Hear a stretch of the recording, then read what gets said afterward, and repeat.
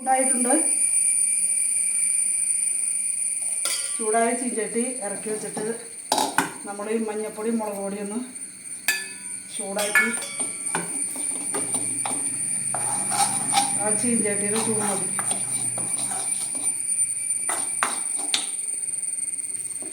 നമ്മൾ നാരങ്ങയ്ക്ക് തുടങ്ങും.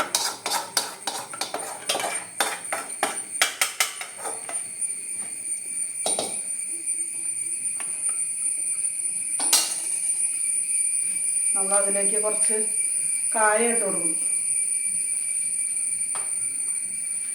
കുറച്ച് വേപ്പില ഇട്ട് കൊടുക്കണം,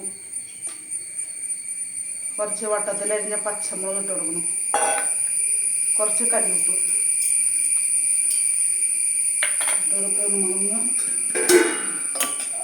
നല്ലോണം ഒന്ന് ലേശം വെളിച്ചെണ്ണ ഒഴിച്ചൊന്ന് തിരുമണം.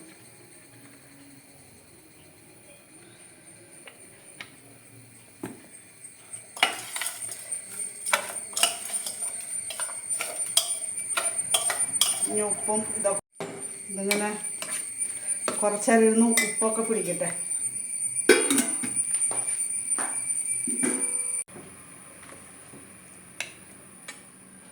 കണ്ട അപ്പോൾ ഇലയുടെ തുമ്പത്ത് നാരങ്ങ തിരുമും ഇഞ്ചിക്കറി.